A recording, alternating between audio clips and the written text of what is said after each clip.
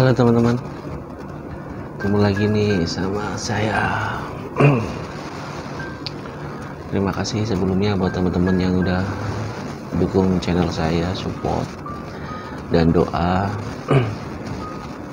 Terima kasih buat teman-teman. Buat teman-teman yang belum nonton saya dan baru kali ini nonton saya, bisa nonton video sebelumnya kalau nggak ada di Lentera Malam sama di channel saya ini sebelumnya, jadi biar tahu urut-urutannya gitu kan. Karena apa yang saya ceritakan di Lentera Malam itu akan saya kupas satu-satu di channel saya. Dari kemarin apa motif kenapa saya ketabrak kereta, itu masih banyak yang bertanya-tanya apa motifnya gitu kan. Itu ada di video sebelumnya. Terus saya juga berbagi cerita saat saya di alam yang berbeda gitu. Saya lebih menyebutnya sedang di beda alam sih, beda alam aja. Saya nggak berani itu sebut mati suri, walaupun pada kenyataannya saat itu memang kondisi mesin mendeteksi jantung dan lain-lain memang sudah mati saat itu. Itu yang saya alami saat itu. Kenapa saya bisa tahu? Karena setelah saya sadar dan setelah saya bisa komunikasi lagi, ada salah satu suster yang cerita sama saya apa yang terjadi sama saya saat itu. Oke teman-teman, kali ini saya akan berbagi cerita saat kondisi saya dan psikologi saya itu mulai tidak stabil lagi gitu. Nggak stabil lagi, penuh amarah ini maksudnya bukan berarti saya down ataupun marah dengan pelaku ataupun siapapun yang ibaratnya yang saat itu ada di sekitar saya. Tidak, saat itu benar-benar saya itu amarahnya memang benar-benar nggak bisa dijelasin dalam kata-kata ya. Cuma waktu itu yang saya rasakan sih, kenapa sih, ada apa gitu. Itu yang membuat psikologi dan mental saya itu berubah gitu. Bukan down ya, bukan down. Lebih down. Waktu itu saya masih ada ketenangan dalam hati. Di dalam hati saya itu tenang, tidak merasakan down ataupun ibaratnya trauma. Itu benar-benar nggak ada terlintas seperti itu gitu kan. Ini teman-teman mempunyai hak untuk percaya atau tidak apa yang saya alami gitu kan. Ini hak masing-masing untuk teman-teman nih. Jadi ya memang yang saya alami ini betul-betul nyata. Segala macam prosesnya, segala macam apa yang saya alami itu betul-betul nyata saat itu. Jadi saat itu saya sempat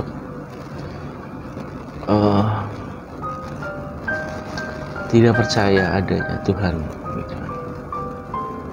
Tidak percaya adanya Allah, tidak percaya waktu itu.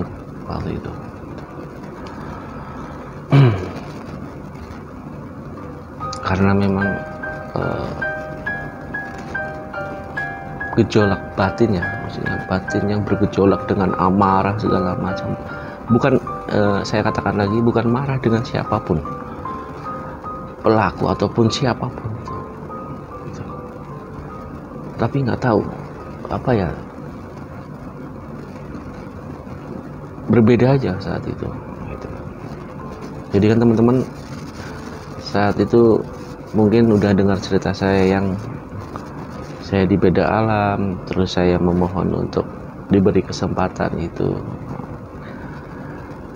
diberi kesempatan lagi untuk hidup sama Allah gitu kan. Saya mungkin teman-teman udah dengar cerita itu di video sebelumnya. Mungkin ada pertanyaan juga kan, katanya memohon untuk diberi kesempatan, kok tiba-tiba tidak percaya dengan adanya Tuhan gitu kan. Gimana sih ini Mas Army? Jadi Allah itu bisa membolak-balikan hati kita ya. Saat itu hati saya sedang dibolak-balikan untuk menguji keimanan saya saat itu.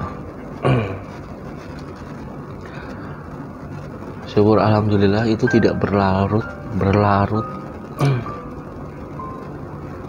berkepanjangan ya, walaupun hitungan dalam berapa bulan gitu, mungkin hampir mau 1 tahun lebih untuk saya mengalami hal itu gitu kan. Saya bisa jelaskan lagi bahwa ini bukan perkara saya trauma ataupun kena mental saya secara psikologi dan lain-lain. Lanjut lagi,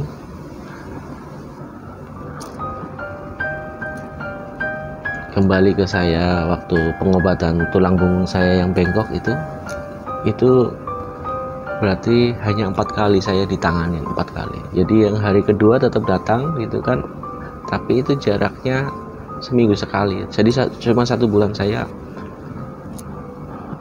tulang itu lurus lagi gitu kan. Nah, hari kedua Bapak ini memberikan saya suatu amalan untuk agar saya itu sholat, beribadah lagi.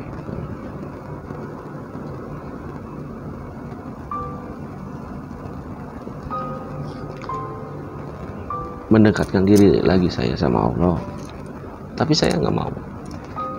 Dia kan menjelaskan saya punya bakat gitu kan. Sebetulnya kata-kata dia mengolah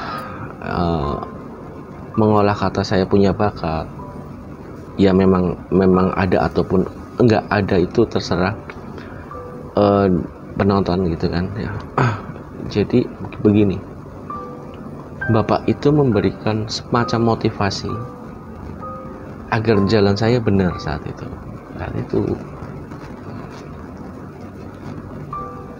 Bukan dihitam kayak gitu kan. Sedangkan yang mendekat sama saya kan hitam, karena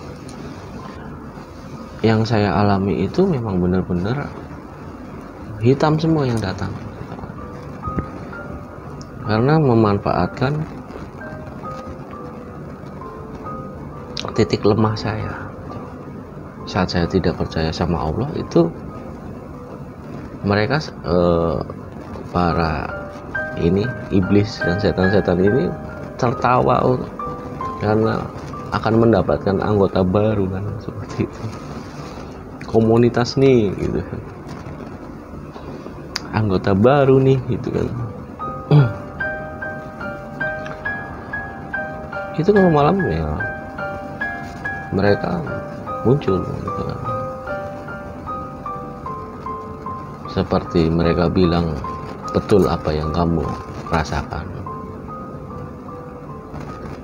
Kayak gitu. Bahwa Tuhan tidak ada.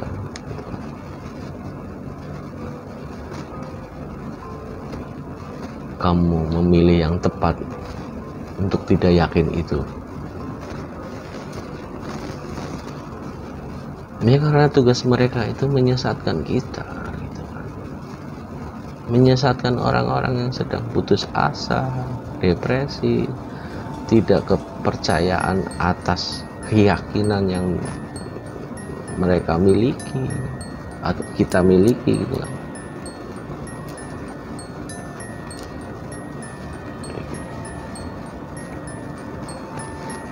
setan itu kan juga pintar,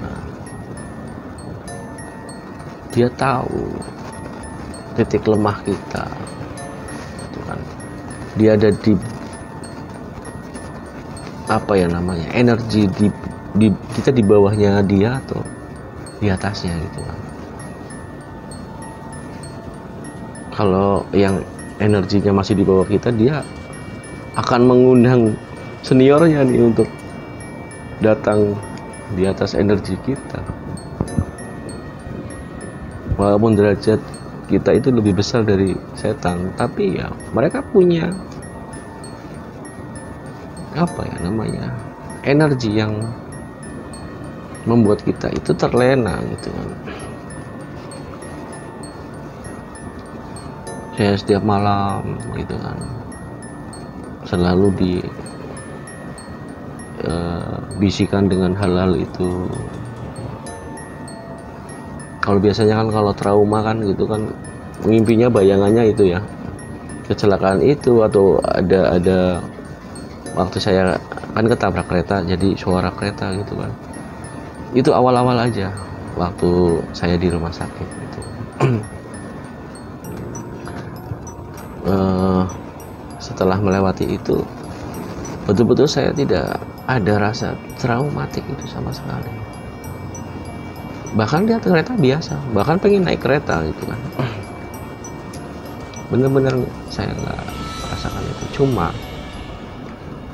banyak gangguan-gangguan yang memang membuat saya itu nggak nyaman gitu kan.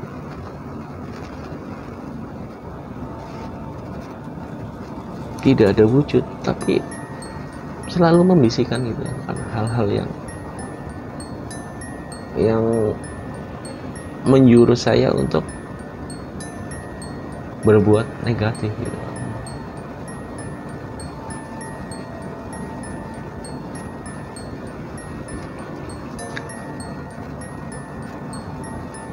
Makanya saya waktu itu susah tidur gitu. Tapi teman-teman yang nungguin saya, nemenin saya jaga, ataupun keluarga, mereka tidak tahu. Yang saya alami tidak tahu. Saya nggak cerita sama sekali gitu. Nggak cerita sama keluarga sekali. Bahkan mau cerita aja saya waktu itu bingung mau memulai dari mana, sedangkan saya itu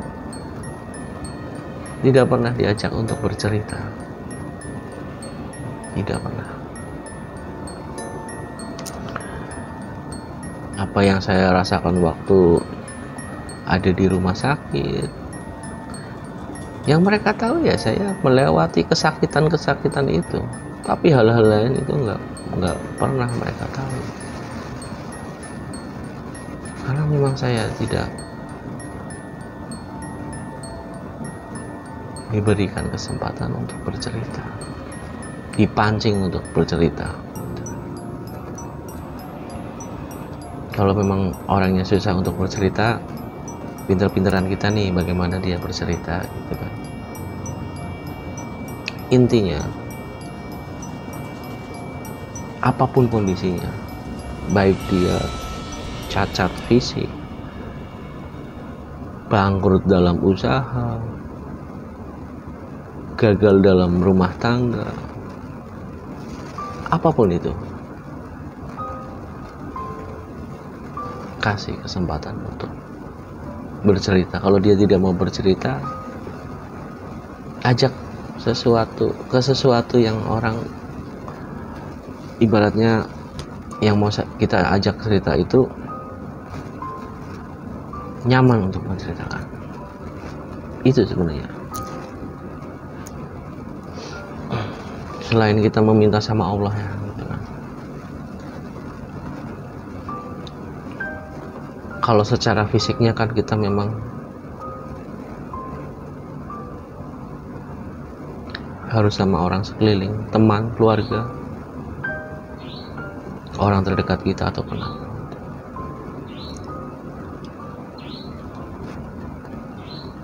Tapi saat itu yang saya alami, saya bercerita dengan hati saya sendiri.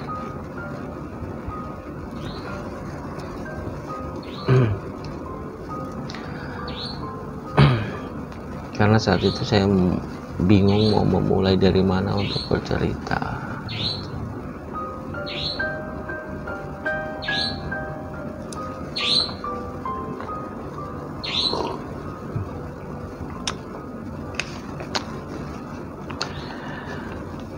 Hari ketiga saya tetap kekeh pengobatan ini, saya tetap kekeh.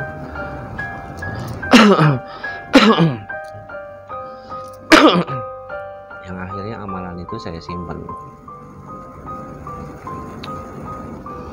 Saya tetap kekeh gitu, nggak percaya. Saya ngomong dalam hati gitu kan,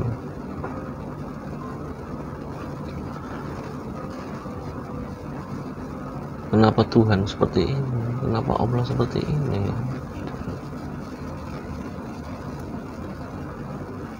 Saya belum memikirkan saat itu, belum memikirkan konsep ataupun sebuah sudut pandang yang kata lain, kamu dibikin seperti ini karena Allah sayang. Saat itu saya tidak berpikiran seperti itu. Kembali lagi karena jiwa muda itu, jiwa muda yang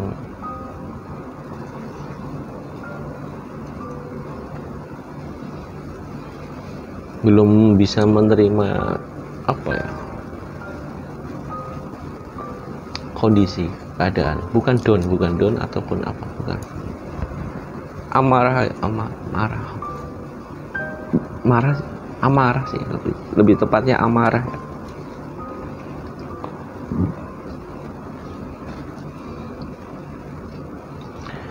Ibaratnya yang berumur aja, yang tua aja kadang masih mengeluh ataupun marah-marah gitu kan. Kalau secara teori sih mudah ya, tapi saat prakteknya pasti marah-marah. Kita kadang kehilangan uang yang nominnya seberapa, taruh di meja gitu kan. Tadi saya naruh uang di sini kok nggak ada ini. Nah,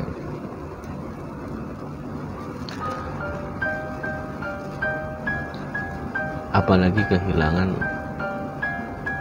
sesuatu, bukan sesuatu lagi tapi fisik.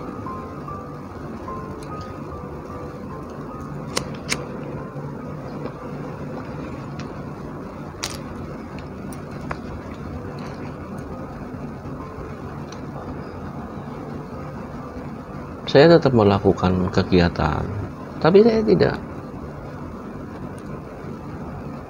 percaya itu.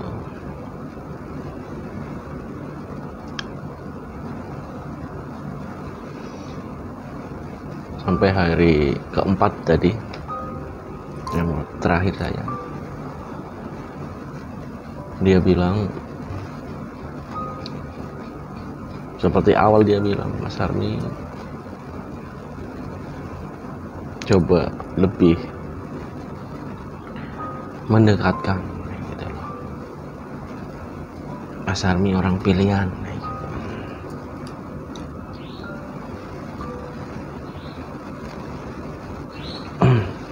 Itu saya nggak langsung luluh, saya tetap kekeh gitu kan. Saya tetap kekeh dengan pendirian saya kalau saya tidak percaya.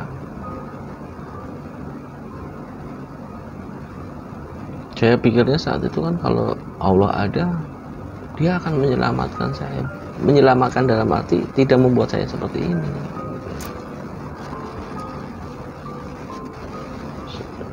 Saya punya dosa apa?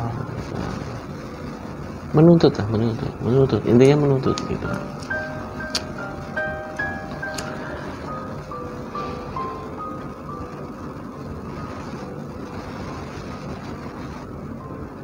setelah melewati beberapa bulan gitu kan, dari saya kecelakaan kan 2006 gitu kan, Juli 2006, beberapa bulan sampai mau 2007 gitu lah ya, hampir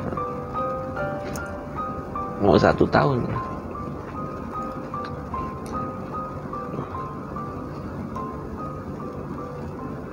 Itu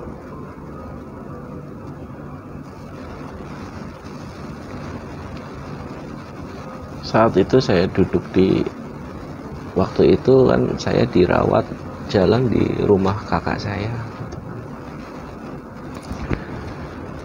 karena memang akses kondisi rumah bapak orang tua saya itu agak susah karena banyak tangga gitu kan. Jadi saya dirawat di rumah kakak agar yang nengok saya ataupun saya beraktivitas itu gampang. Jadi kalau di rumah agak susah, kalau di tempat kakak saya kan itu mudah gitu aksesnya gitu. Di belakang itu saya duduk sendiri waktu itu teman-teman lagi pada pulang gitu kan, karena mereka kan setiap hari nemenin saya gitu kan. Udah kalau mau pulang aja, saya ngomong kayak gitu, kumpul sama keluarga gitu kan. Saya duduk pakai kursi roda di situ, saya belum pakai kaki palsu,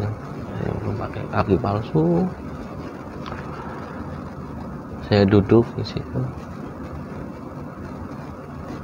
Itu satu persatu muncul semua, baik yang jahat maupun yang baik. Mereka diam, nggak ngomong apa-apa. Yang dimaksud mereka muncul itu makhluk gaib ya.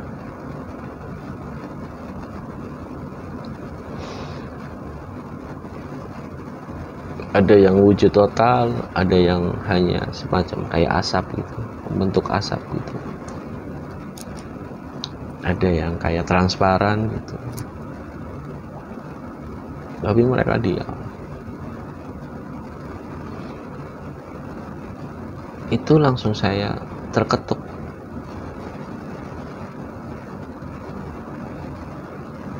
Istighfar.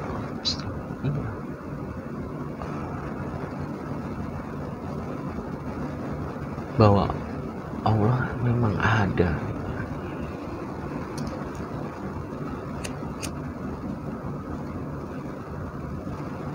Bahwa Allah memang ada.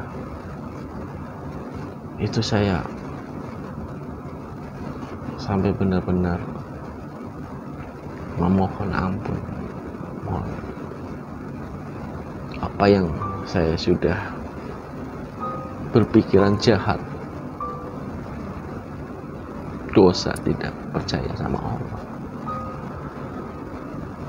bahwa ini ya ciptaan Allah semua. Saya seperti ini ya atas izin Allah. Siapapun kalau memang kun fayakun,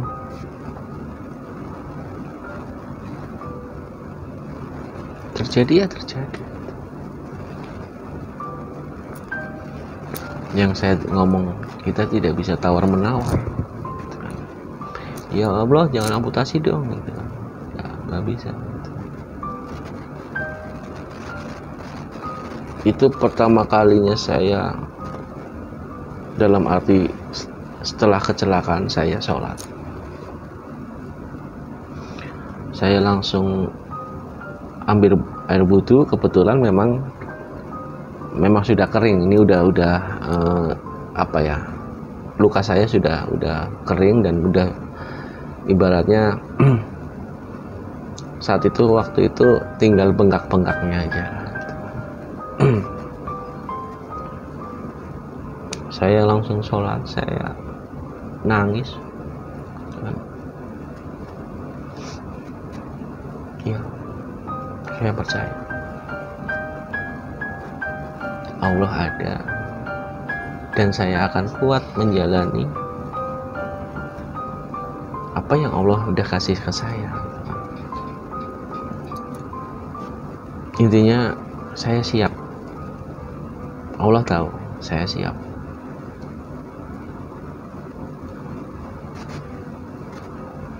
Saya nangis.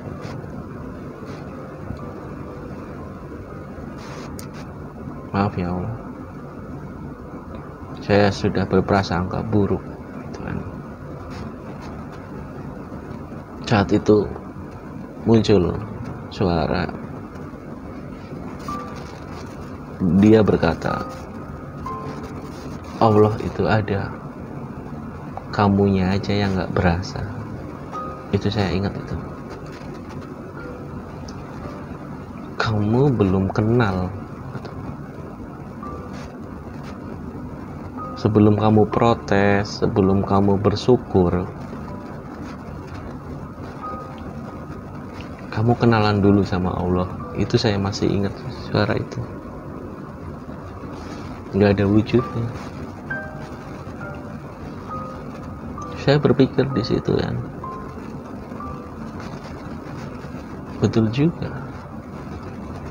Kita akan tahu seseorang kalau kita sudah berkenalan, gitu kan. Kita tahu, nggak hanya sekedar tahu nama, gitu kan.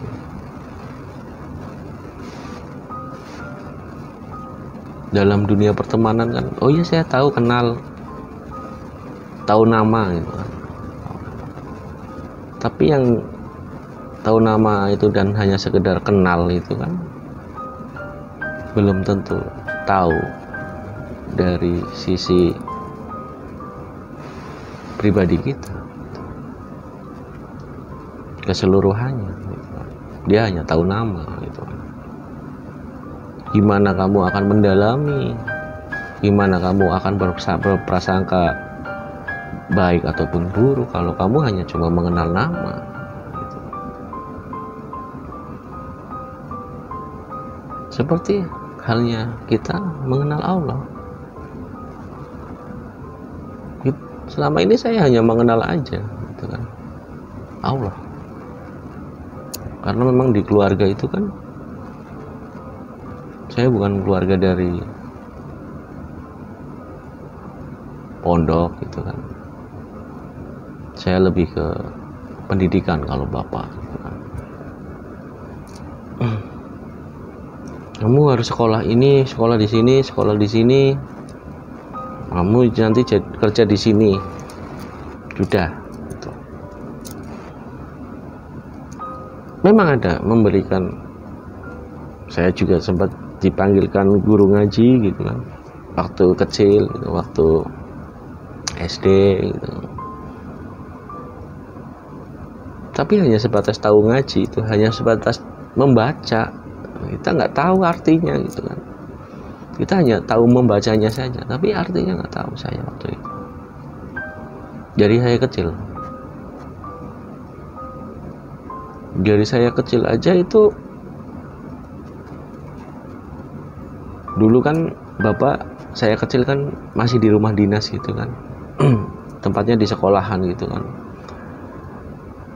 Saya nggak punya teman-teman yang ibaratnya seperti kayak di kampung-kampung gitu, warga gitu kan. Karena di rumah dinas kan jauh-jauh dari warga gitu kan. Saya di dalam sekolah waktu itu rumahnya kan. Setelah bapak pindah rumah dari rumah dinas ke salah satu desa di Brebes gitu kan, yang secara saya tadinya hanya melihat sekeliling sekolah yang kalau malam sepi, kalau pagi ada aktivitas sekolah gitu kan, SMA gitu kan, melihat mas-mas berangkat sekolah gitu kan. Lalu pindah di desa yang perkampungan, mengajak saya, ayo kita ke musola saat itu. Saya mencari itu sendiri tanpa diarahin sama orang tua untuk sana ke musola gitu kan. Saya awalnya bermain dari orang kampung-kampung situ, teman-teman kecil gitu kan. Ya saya di musola, saya tidur di musola juga. SD saya di musola. habis sholat saya ke pengajian, tapi kan saya nggak tahu gitu. Maksudnya hanya sekedar ngaji tapi nggak tahu arti ataupun segala macam hadis segala macam. Saya ilmu saya nggak intinya nggak tahu intinya waktu itu, hanya ya ngaji, sholat, pulang, main sama teman-teman gitu.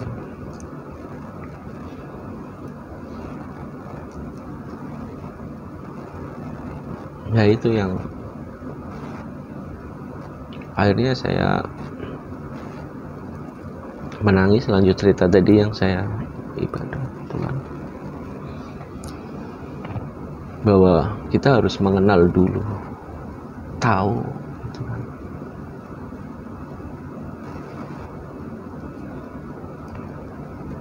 Mengetahui dari lebih dalam gitu kan. Semua orang pasti tahu sifat-sifat Allah, itu tahu, tapi yang lebih dalam lagi itu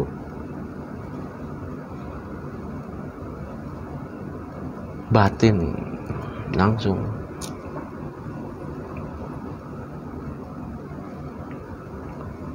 Itu yang saya jadi menangis waktu itu.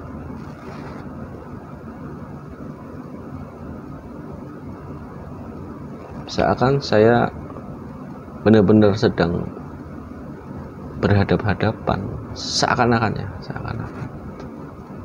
Mohon ampun, saya sujud dengan kondisi saya yang sekarang ini gitu kan. Saya sholatnya duduk waktu itu kan.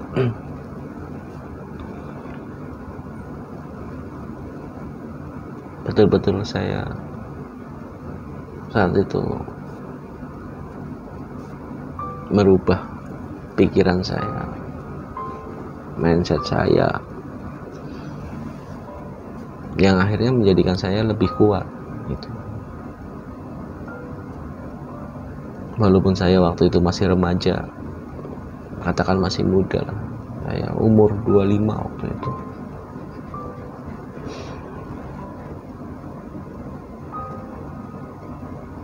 Allah udah kasih saya kesiapan itu.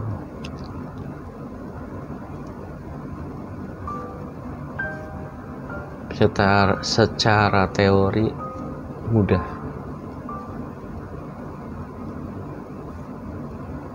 prakteknya itu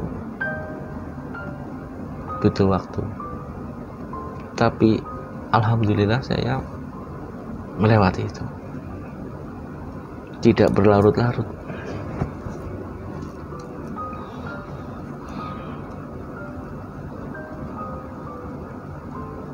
Jadi itu kisah saya tentang awal pertama saya tidak percaya adanya Allah. Maaf kalau ada salah kata ataupun teman-teman bingung dengan alur cerita saya. Saya mencoba membedah apa yang sudah saya ceritakan di Lentera Malam. Teman-teman yang baru nonton ini bisa lihat video sebelumnya gitu kan. Jadi apa yang saya alami, yang saya ceritakan semuanya di global cerita, apa yang saya alami di Lentera Malam secara keseluruhan saya bedah satu-satu nih di channel saya ini gitu kan. Terima kasih atas doa dan support teman-teman yang ada di Lentera Malam, penonton Lentera Malam yang akhirnya subscribe channel saya. Terima kasih sudah support. Saya tetap akan bercerita setelah ini sampai akhirnya nanti akan saya cerita bagaimana awal saya memakai kaki palsu, bagaimana cara saya belajar berjalan awal mula dengan kaki palsu. Karena selama 25 tahun saya hanya sekejap Allah memberikan pujian saya dengan saya amputasi kedua kaki ini, harus berjalan dengan kaki palsu gitu. Sampai nanti akhirnya saya, apa kegiatan saya akan ceritakan. Saya minta dukungan teman-teman untuk ikutin cerita saya, share, like gitu, komen, silakan teman-teman gitu kan. Teman-teman boleh punya hak untuk percaya atau tidak apa yang saya alami, karena memang apa yang saya ceritakan itu ya memang kejadian yang saya alami. Itu saya kembalikan ke hak masing-masing penonton. Saya tidak harus memaksakan saya memang seperti ini gitu kan, apa yang saya alami gitu kan. Ya mungkin begini cara saya untuk berbagi cerita, semoga bermanfaat buat teman-teman untuk selalu bersyukur dengan kondisi teman-teman yang sekarang, bahwa ingat bahwa segala sesuatu yang kita alami itu sesuai dengan porsi kita masing-masing. Allah tahu banget. Semoga teman-teman yang sedang mengalami hal yang sama seperti saya ataupun mengalami hal yang ujian-ujian yang dialami teman-teman gitu kan, jalani prosesnya. Hasilnya nanti kalian yang bisa merasakan, menikmati itu. Oke teman-teman, sampai di sini dulu, sampai jumpa.